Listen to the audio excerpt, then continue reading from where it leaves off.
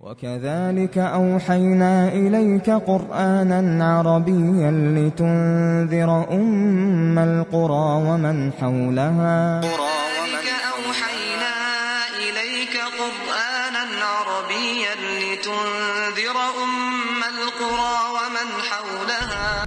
بسم الله الرحمن الرحيم. الحمد لله رب العالمين والعاقبة للمتقين ولا عدوان إلا على الظالمين كالمبتدعة والمشركين، والصلاة والسلام على نبينا محمد وعلى آله وأصحابه أجمعين. أما بعد، فنتابع درسنا من دروس اللغة العربية لغير الناطقين بها من الجزء الأول. درس شروع مشود الدرس الثالث، درس سيوم. درس چگونه آغاز می شود؟ بیت البیت، کتاب الکتاب، قلم القلم، جمل الجمل. نه، در اینجا ما می بینیم که موضوع درس از عبارت بوده است. از چی؟ از الف لام تعریف. از الف لام تعریف عبارت بوده است. الحرف تعریف، الحرف ماذا؟ تعریف، یعنی حرفی هست که در سر کدام کلمه که وارد شود داخل شود با طفیل این کلمه چی می شود؟ معرفه می شود، یعنی شناس می شود، معلوم می شود.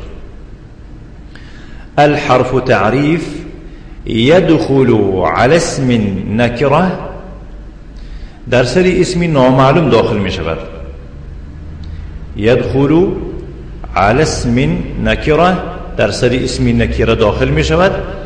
فيكون الاسم معرفة به، بس اسم بتفعیل او چی می شود؟ معرفه می شود. یعنی اسم نکره بود، بسبب داخل شدن تعریف یا که حرف تعریف اسم نکره چی می شود؟ معرفه می شود. بارک الله فیکم. بعدا می فرماید که ويحذف التنوين عند دخوله. ويحذف التنوين متى يحذف؟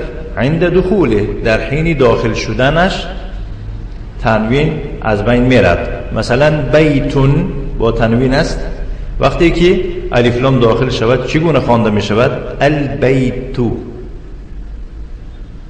کتاب الكتاب، قلم القلم، جمل الجمل. فرق چیست بین اینها؟ بیت نکره، البیت معرفه. کتاب نکره، الكتاب معرفه، صح؟ قلم نكرة، القلم معرفة. جمل ماذا؟ معرفة أو نكرة؟ نكرة، الجمل معرفة. بارك الله فيكم. اکنون ما نکره گفتیم و معرفه گفتیم. معنای نکره و معرفه چیست از نگاه قاعده زبان عربی؟ میفرماید که فالنكرة شيء غير معين. فهمت؟ فالنكرة شيء غير معين. بس نکره یک چیزی نامعین را میگویند، یک چیزی است که وی معین نیست. نحو بیت، مانندی بیتون، بیت. وقتی که ما بیت گفتیم و هو یشمل کل البیوت، همه خانه را یا که همه خانه ها را در بر میگیرد، یک خانه معین نه. ولیس بیتا معینه، خانه معین نیست. همه خیلی است. بیت خانه از خانه ها، کتاب کتاب از کتاب ها، قلم قلم از قلم ها، جمل اشتر از اشتران یا که از اشترها. بسیار وقت در زبان فارسی و تاجیکی وقتی که آن علاوه کرده می شود در بسیار حالت ها در چیزهای جاندار، یعنی در انسانها استفاده برده می شود. مثلا مسلمانان، فهمیدید، ایشانان، اما خران، گاوان کم استفاده می شود. نه، اکنون نکیره برای ما معلوم شد، لیکن چی بودنش؟ نکیره بودنش. فهمیدید؟ و در مقابل نکیره چیست؟ معرفه. میفرماید که والمعرفه شیء معین، معرفه چیزی معین است. نحو مانند البیت، البیت و هو يدل على بیت معین بذاته، و هو يدل على بیت معین بذاته. وقتی که ما البیت گفتیم، البیت این دلالت میکند به یک خانه معین در ذات خودش، همون خانه که درباره او صحبت میرد، همون خانه را در نظر داشته میشود، نه دیگر خانه ها را. بیت، البیت، کتاب، الکتاب، قلم، القلم، جمل، الجمل. این برای خاطری فهمیدن بود. اکنون درست تلفظ کردن چگونه میشود؟ بیت، البیت، کتاب، الکتاب، قلم، القلم، جمل، الجمل. ما برای خاطر آن با حرکتی آخر خواندیم، برای خاطری آن که فهمیم تنوین وجود دارد یا که وجود ندارد، کدام وقت با تنوین خوانده می شود و کدام وقت بی تنوین. نه، بعدا می فرماید عباره ها سر می شود، شروع می شود. القلم مکسور، القلم مکسور، قلم شکسته است.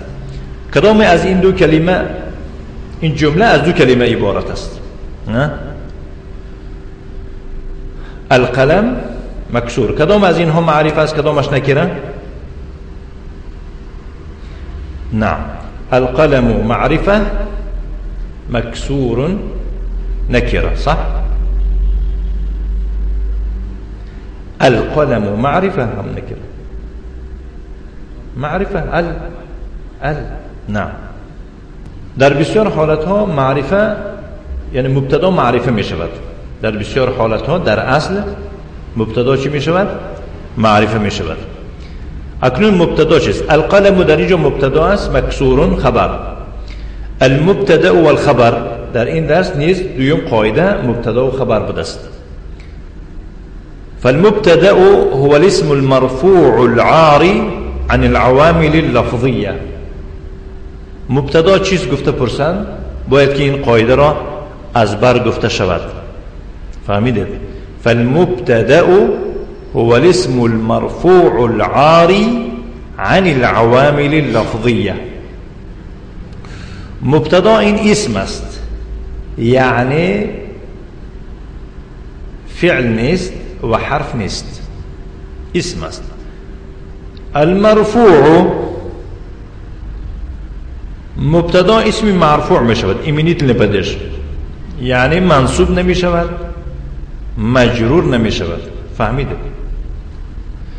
العاری عن العوامل اللفظیه، از عاملهای لفظی خالی است. از عاملهای لفظی چی است؟ خالی است، یعنی که در سر او یگان عامل نیست که به طفیل همون عامل این نامش مبتدا شده باشد و اعرابی رفع را ایمنیت نپدیش شده باشد. فهمیده؟ یگان عامل نداره، یعنی گفته ایستاده است که العاری، عاری گفته برهنه را میگویند، از عاملهای لفظی خالی است، یگان در سرش یگان عامل نیست، مثلا حرف جر نیست یا که فعل نیست که این فاعل شده باشد و هكذا. والخبر هو الاسم المرفوع المسند الیه. خبر باشد این اسم است، خبر هم اسم بوده است، همین مکسورن اسم است، خیلی که القلم اسم بود. فهمیده؟ المرفوع این هم مانند مبتدا کدام حالتی اعرابی دارد؟ یعنی که پدیجش ایمینیتلی پدیج می باشد، یعنی مرفوع است. المسند الیه یعنی تکیه به او کرده می شود، تکیه به مبتدا دارد، تکیه به مبتدا دارد. این همچون پر کننده می شد برای مبتدا، به این مبتدا پر نمی شد معناش. القلم مبتدا است، خبر احتیاجی به خبر دارد. فهمیدید؟ بارک الله فیکم. مانند القلم مکسور گفتیم. الباب مفتوح. اگه پیش از اون که دیگر عباره را خوانیم، اینا خواستم که اعرابش به پرگی برایتان فهمونم. القلم مبتدأ مرفوع بالابتداء. فهمیدید؟ القلم مبتدأ مرفوع بالابتداء وعلامة رفعه ضمة ظاهرة على آخره لأنه اسم مفرد منصرف. مكسور خبر مرفوع بالمبتدأ وعلامة رفعه ضمة ظاهرة على آخره لأنه اسم مفرد منصرف. این اعرابش می باشد. الباب مفتوح در گشاده است. از نگاه اعراب قاعده عیناً همون مانند چی می باشد؟ القلم مکسور. الباب مفتوح در گشاده است. الولد جالس والمدرس واقف. بچه نشسته است و مدرس راست ایستاده است. کدام از اینها مبتدا است، کدامش خبر؟ الولد مبتدا است، جالس خبر. المدرس مبتدا است، واقف خبر است. همه خلاص؟ بارک الله فیکم. در بین الولد جالس المدرس واقف واو آمده ایستاده است. واو این را چی میگن؟ واو العطف. فهمیدید؟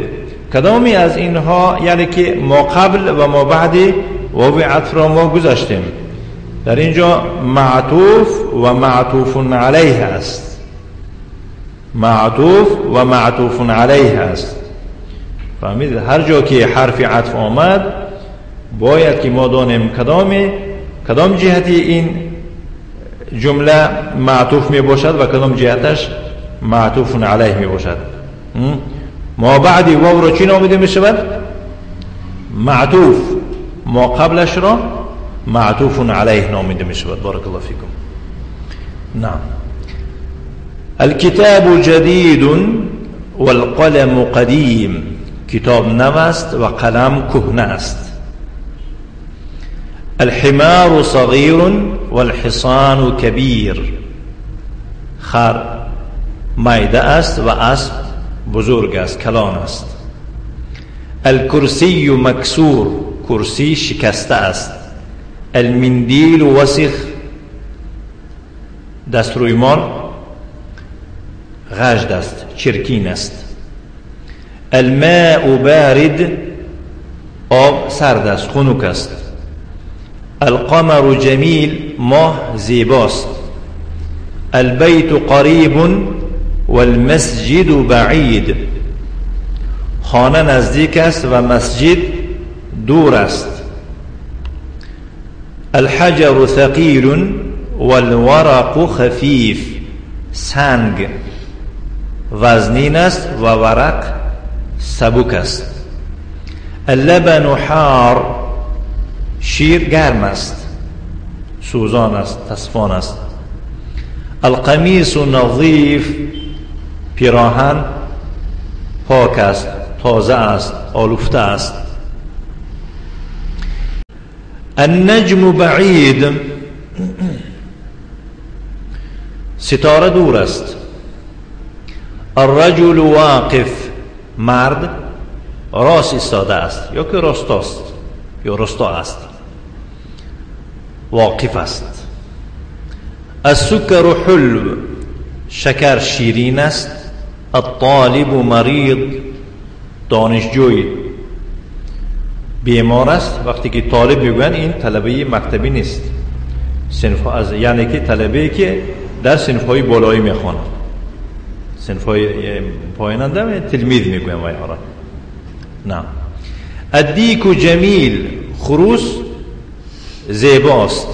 الدفتر جدید، دفتر نو است. التاجر غنی، سوداگر یا که تاجر بایست. الدکان مفتوح، مغازه یا که دکان کشاده است. الولد فقیر، بچه فقیر است، کم بغل است. التفاح لذیذ، سیب با لذت است. الطبیب طویل والمدرس قصیر، پزشک دکتر قامت بلند است، دراز است، یعنی در از جهت قامت، و مدرس کوتاه است، گفته ایستاده است. نعم. الحروف القمریه والحروف الشمسیه، این سیوم قاعده است. نعم. حرفای قمریه و حرفای شمسیه. در طرف راست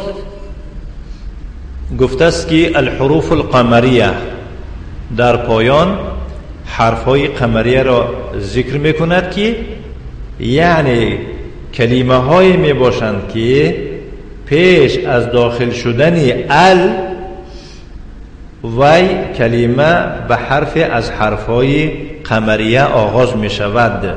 وقتی که ما الاب گفتیم، پیش از آن که ال گویم اول این چی بود؟ اب. فهمیده؟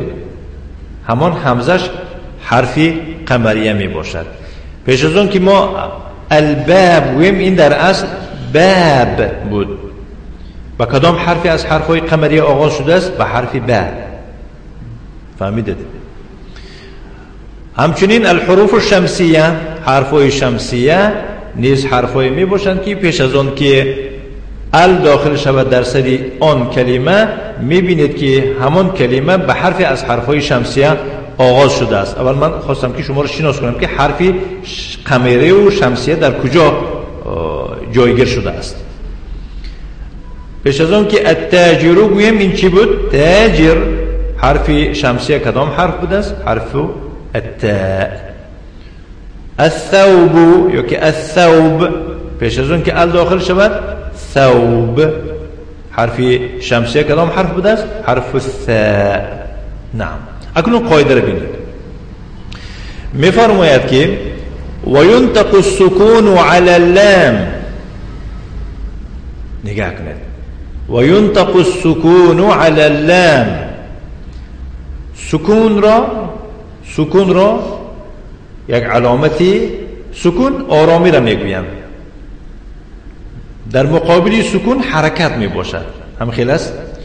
همان سکون یک علامتی دوره می باشد که در بالای حرف گذاشته می شود، دلالت به آن می کند که این حرف صدا ندارد. این حرفی بی صدا را دلالت می کند، حرفی بی حرکت را دلالت می کند. وقتی که ما ال گفتیم، ما از لام چرا کدام حرکت؟ سه نوع حرکت رو گرفتیم. نتونستیم گفتن الا، الو، الی. فهمیدید؟ فتحه و کسره و دمه رو وقتی که از بین میبردارن وی حرف را با سکون خوانده می شود. فرق از بین سکون و ساکن. سکون و ساکن، هر حرفی که حرکت ندارد وی حرف ساکن است، در بالاش علامتی است به نام سکون. وی علامت را سکون نامیده می شود، خودی حرف را ساکن، حرف آرام. فهمیده؟ بارک الله فیکم. بسیار کسا فرق کردن نمیتونن بین سکون و ساکن را. نه. میفرماید که وینطق السکون علی اللام، سکون را نطق کرده می شود، خوانده می شود در بالای لام، یعنی که ال گفته می شود. کدام وقت؟ به شرطه إذا كان الحرف الذي بعده من الحروف القمرية، بشرط بعد از همان لام حرف آمدگی باشد که وای حرف از حرفهای قمریه باشد. بنابراین اون مثال های را که ذکر میکنه 14 مثال زیر عنوان الحروف القمریه را نگرید، در تمام مثال هایش از 1 تا 14 سکونی لام را خوانده می شود. برای چی؟ برای خاطر آن که بعد از آن آمدگی حرف از حرفهای قمریه می باشد. بنابراین می خوانیم آنها را. الاب، الباب، الجنه، الحمار. اینا را معناشون گذاشتیم. ما در وقتی که یک مرتبه معناشون گذاشتیم، در وقت قاعده ما باید که آمیخته نکنیم، فکر ما پریشان نشوند. بنابراین از قاعده نمی بریم. الجنه، الحمار، الخبز، العين، الغداء، الفم، القمر، الكلب، الماء، الولد، الهواء، اليد.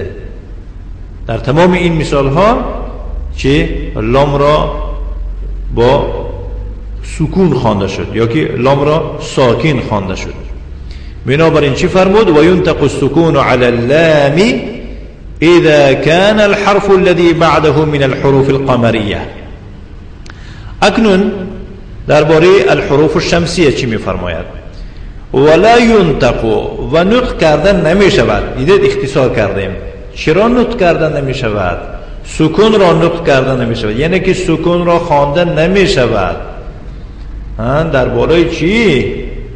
بگذاشتیم علی اللام، یعنی معناش به پرگی ولا ينطق السکون علی اللام، سکون را در بالای لام نطق کردن نمی شود. کدام وقت؟ اذا كان الحرف الذي بعده من الحروف الشمسیه، اگر به شرطی که همان حرفی که بعد از لام می آید از حرفی چی باشد؟ شمسیه می باشد. و یک چیز دیگر علاوه می کند که و توضع شدة علیه، و توضع شدة علیه، بالای همان حرف شمسیه شده گذاشته می شود. یعنی حرفی نشانه حرفی تکراری گذاشته می شود. شده این علامت است که دلالت می کند که در اینجا حرف تکرار می شود.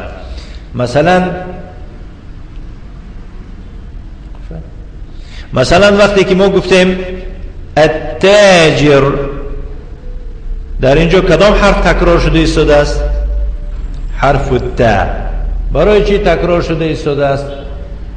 برای خاطر آن که حرف تا از حرفای شمسیه می باشد. برای چی؟ یعنی لام را با سکون خوانده نشد، زیرا این که بعد از لام حرفی از حرفای شمسیه آمده است که او از چی عبارت می باشد؟ از تا. التاجر، فهمیدید؟ الثوب، الدیک، الذهب، الرجل، الزهرة، السمك، الشمس، الصدر، الضيف، الطالب، الظهر، اللحم، النجم.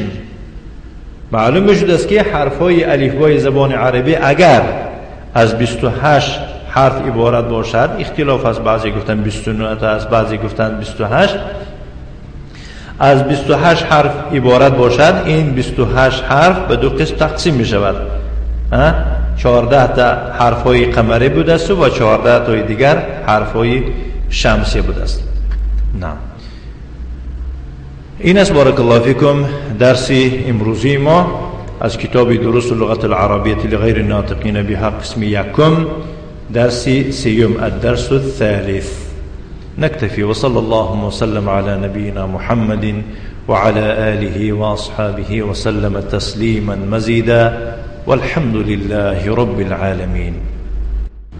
خب اکنون گفتیم بعد از گرفتن درس باید که ما شناس شویم به مشق هایی که درس آینده باید که در درس روز زبان ها شما مشغول حلی مشق ها می شوید تا من درسی را با روز زبان ها تمام کردم. وقتی که درس را با روز زبان ها تمام کردم پرسیدنی درسی مشقی درسی سه را آغاز میکنم انشاءالله. اکنون شناسایی به مشق ها. الکلمات الجدیده للدرس الثالث، کلمه های نو برای درسی سوم. باید که جاهای خالی را می نویسید، جاهای خالی را می نویسید. مثلا شکل تنها باشد تنها می نویسید، جمع ها را جمع می نویسید و ترجمه هر کلمه را می نویسید. این معلوم است هر یک کلمه چی معنا دارد. شرط نیست که همین معناهای بعضی کلمه ها زیاده از چند معنا از یک معنا بیشتر است. یک معنایی برای خودتان یا که به همین درس موافق را نویسید کفایت میکند. تمارين مشقا. اقرأ واكتب مع ضبط أواخر الكلمات. تيز ورق قاعدون نقرأ تشقون شبيتون.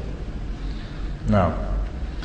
اقرأ واكتب بخون وبنويس با حرکتی آخری کلمه ها. یافتید؟ چی گفتنی؟ یعنی باید عباره های زیرین را بخوانید. همه خیلی است. و بنویسید آنها را. گفته است آزو میگویم چی خیلی نویسن در کنیم با حرکتی آخر. تنبیه. ضع خطا تحت النكرة وخطين تحت المعرفة. فهمیدید؟ یعنی هر کلمه‌ای که میدانید که وی نکیره است در زیرش یک تا خط کشید و هر کلمه‌ای که معرفه باشد در زیر او دو تا خط کشید. در پایانش کفایت میکنه. نه مثلا مسجد معرفه یا نکیره؟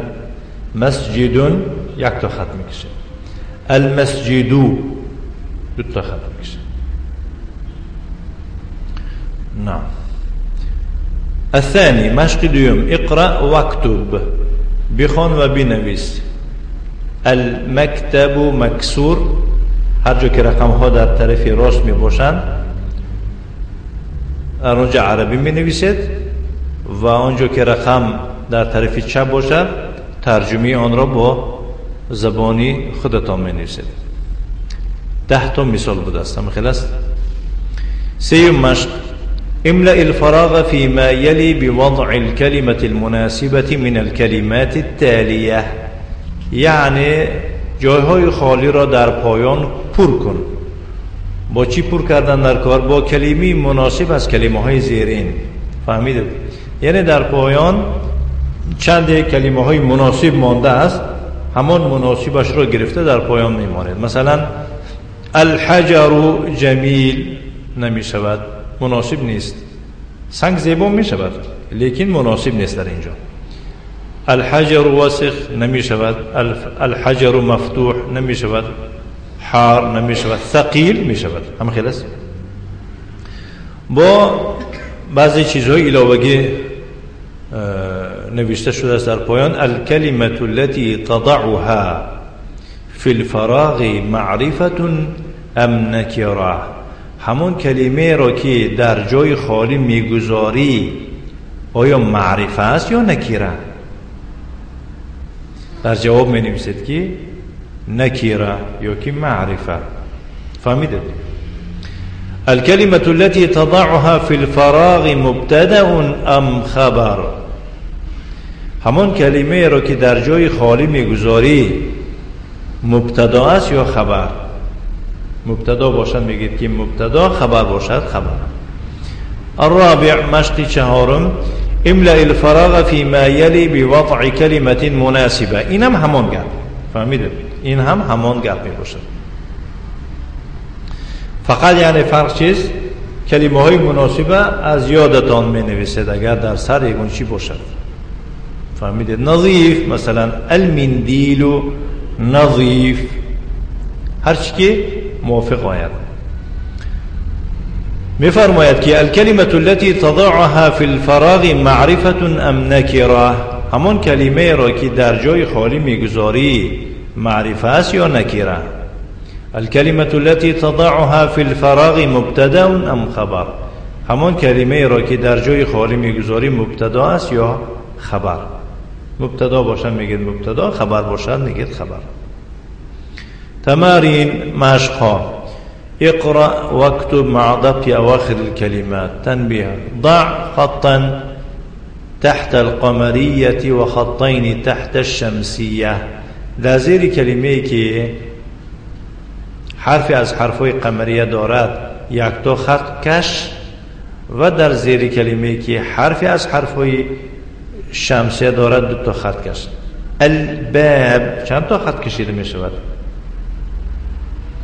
برای چی؟ قمریه باشد دیگه یک تا خط میکشه. نعم. التاجر دو تا، اما خلاص. نعم. باز میفرماید که الثانی، یعنی که چون که گفتیم درس 3 از دو قسم عبارت می باشد، برای این با مشقش با انو رقم دار شدن. املأ الفراغ فيما يلي بوضع كلمة مناسبة. جایها خالی را در پایان با کلمه مناسب پر کن. غنی، کی می شود غنی؟ التاجر غنی. هم خلاص. باز همون سوال می دهد که الكلمة التي تضعها في الفراغ معرفة ام نكرة؟ الكلمة التي تضعها في الفراغ مبتدأ ام خبر؟ الثالث: اختر كلمة من القائمة با تناسب الكلمة التي في القائمة همزة. ألف. كلمة رو از ستمچه زیری با اختیار کن که مناسب باشد با کلمه که در زیر ستمچه آ باشد. الطالب مريض. کدام کلمه با کدام کلمه مناسب آمد؟ مريض با الطالب مناسب آمد. إلى آخره. تمرين: اقرأ الكلمات الآتية واكتبها مراعيا قواعد نطق الحروف القمرية والشمسية. یعنی کلمه های زیرین را بخوان و آنها را بنویس، رعایه کرده قاعده نطق حرف های قمریه و شمسیه را، یعنی در وقت خواندن قاعده حرف های شمسیه و قمریه را رعایه بکن. تنبیه: ضع خطا تحت القمرية وخطين تحت الشمسية. زیر کلمه قمریه یک تا خط کش و زیر کلمه که شمسه می باشه دو تا خط کش گفته شده است. التعريف للكلمات التالية باشد. مجھے خطا آمده است. التعريف للكلمات التالية یعنی شناسایی با کلمه های زیرین.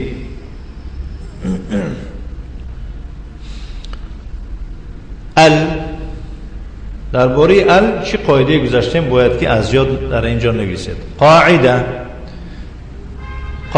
نطق السكون على اللام وعدم نطقه. قاعده نطق سکون بالای لام و نطق نکردن آن. فهمیدید کدام قاعده بود؟ هم قاعده رو می‌نویسید. النکره درباره نکره، المعرفه درباره معرفه معلومات میدید، المبتدا الخبر. اعرب اعراب کن. المسجد مفتوح. المسجد مفتوح. المسجد گفته اعراب میکنید، مفتوح نیز اعراب میکنید. فهمید؟ این اعراب کردن باید که از یاد نویسید. نکتفی و صلی اللهم وسلم على نبينا محمد وعلى آله وأصحابه وسلم تسليما مزيدا والحمد لله رب العالمين.